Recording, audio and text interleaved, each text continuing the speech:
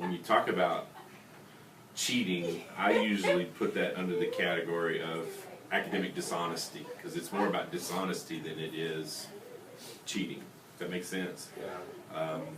When you get into the college ranks, it's completely unacceptable. It really boils down to the integrity of the learner. And when you're cheating, who are you really cheating? Yourself. It's going to show up eventually. Now, some of the things that I always promote with teachers to try to curb it is, some of the, what do you think are the most common things students feel tempted to cheat on? What types of assignments? Daily work, homework. Okay, I'm not an idiot. I know that the cafeteria is a great place to copy. And I didn't plan last night, or I'm not prepared. Can I borrow your work? And you just copy. That's why I always encourage teachers not to grade homework. Assign homework, but then give a quiz in class, because you can still cheat on a quiz. You can write on your hand, you can take pictures with your phone, you can do all of those things, but it's easier to control. And so teachers have to be smarter about what we assign, but we also need to have a stronger relationship with students, that students don't want to disrespect the teacher, and they make a connection that this is going to help me learn in the long run, because it's eventually going to show up. So what's the at McKinney High School? What's the What would be a good revision? yeah? Like a good alternative solution that could be changed. Well, changed or managed, I think we could manage better. We need to watch technology, because with phone cameras and things like that, test security especially is difficult.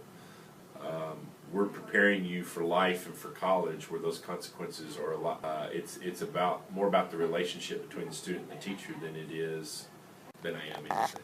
So what about on tests specifically, like the written tests that we do? Mm-hmm. Like there's some kids won't even study for the test, and they'll just cheat.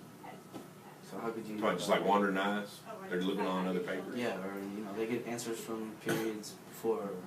Or people are texting answers, or somehow. Which again comes back to trying to control the technology is near impossible.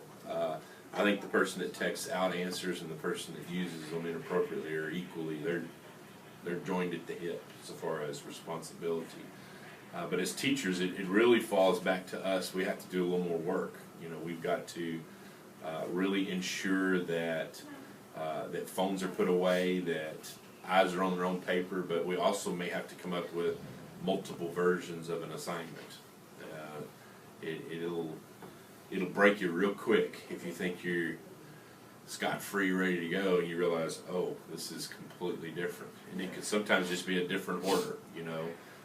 If you're a A, B, A, B, D, D, A, B, C, memorizing person, where you think you've got the multiple choice all cinched up, you just have to throw one question out of order, and it throws everything off. And so we have to be a little more creative on the teacher side of things.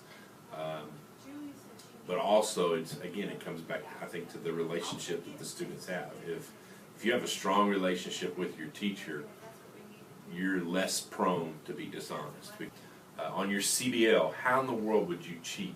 That was part of our idea. Instead of doing written tests, what if we did more CBL or verbal tests? Well, and do you think kids, now that y'all are kind of seeing CBL, do you think students would take it seriously? Or would they just slop through it? For example, Probably, because you'd have to present something. you're going to have to, It was be on the spot. y'all are, because it's difficult to design these things. Mass produced. Exactly. It's easy to pull something from the file and say, here's our test, but this is creative. You got to create, what's your big idea? What are your challenges? What's your service project? What is this going to look like? And so creating those rubrics, we're trying to also train teachers in that. And so from an academic dishonesty standpoint, this very exercise, I think, has potential to kind of minimize some of that. You're still going to have it. You're going to have some plagiarism. You're going to have some things like that. You're also going to have students that really don't put the energy and time and thought into it, and they're going to have not much challenge to their CBL. It's just, they're not going to try real hard.